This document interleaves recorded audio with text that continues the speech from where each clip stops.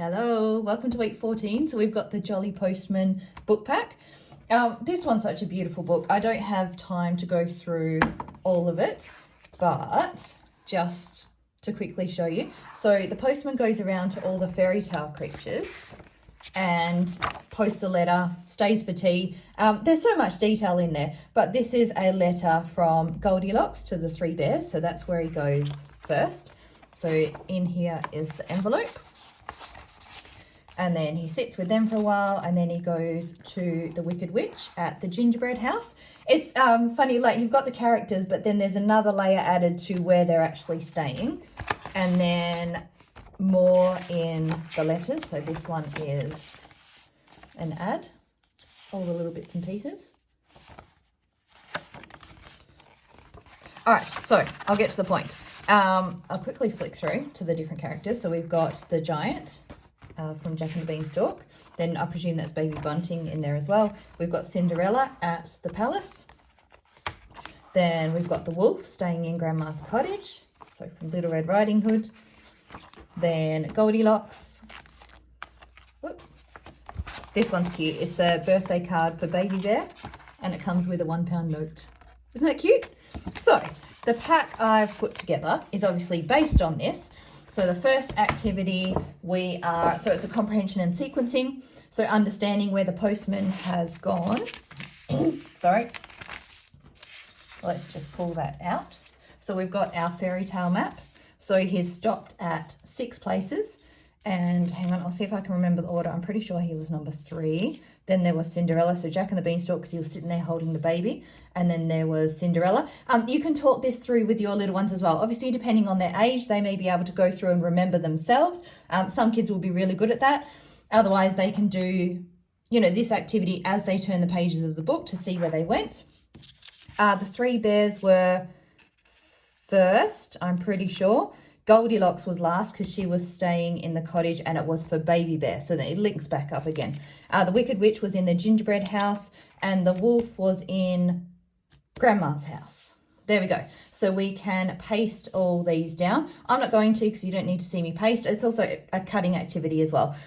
So get your little ones to do the cutting. Doesn't matter if it's not pretty, but it's really good for those bilateral coordination, the fine motor skills. Yeah? So bilateral coordination is when you're using both hands to complete a task in the middle of your body. So when you're cutting with one hand and moving the paper with the other. So both hands are working together, as you would when tying your shoelaces, cutting your dinner, doing up a zip, all of those skills that your little ones need to learn. And these are really great ways to give them that practice. This one is a letter. So you get to write a letter and design your stamp at the top there. The next activity is to put together an envelope, which I'll do in fast forward to you soon. So you address it. So you write a letter to someone or to one of the fairy tale creatures or whatever you want to do. You can do it as creative writing or a literal one to, a neighbor, a friend, whatever else. So you write the address and who it's from on the envelope, then fold it all up, which I will show you soon. You've then got postcards. Because in the book, there's all different, so you've got letters, postcards, birthday cards, all different things. So I've just selected a few. So you've got your postcards here, and see you need the stamps there. So we've made up the stamps as well, which is another cut and paste activity. Whoops. So your little stamps, you've got the horse. He looks very similar to the one on, Tangled? Max, I think his name was.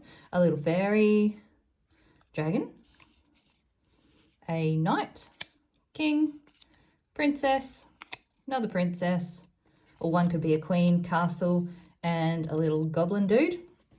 So we'll put those on our postcards soon. And then we've got a design a stamp activity.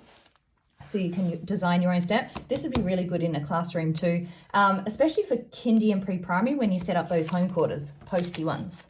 And this one is a post box. I have made this wider for you. I just cut it out before I edited it because I wasn't sure. The postcards didn't quite fit on this one, but they will fit on the one that you print out.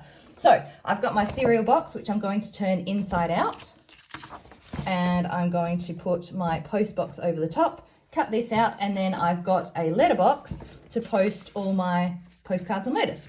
So I'm going to put this together in fast forward and show you, because you don't need to see me cut and paste, but I'll show you what it looks like at the end. Talk to you soon.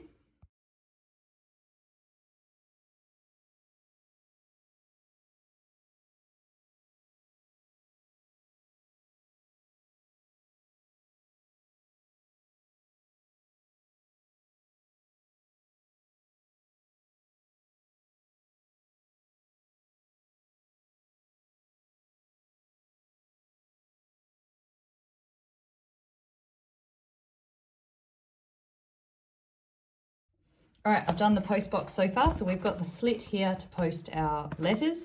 And then I've just done a little flap at the back to get the letters out. So we'll post them in a minute. I need to put them together. Hang on.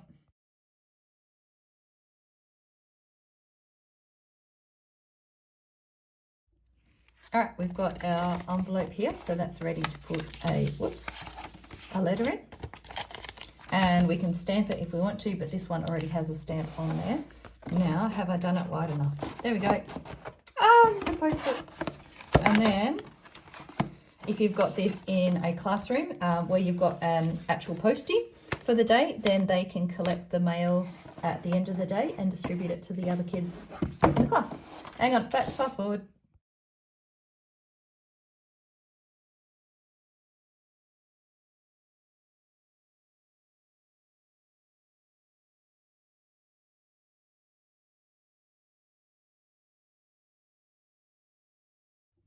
All right, I have my letter ready to go. Now, I haven't obviously written in there. That's a really good opportunity for you as well. I know we do emails and messages all the time now, but just some letter writing skills as far as we put dear at the top. If it's a formal letter, we would actually put our address at the top, but that doesn't really matter for this age group. We would write from at the bottom.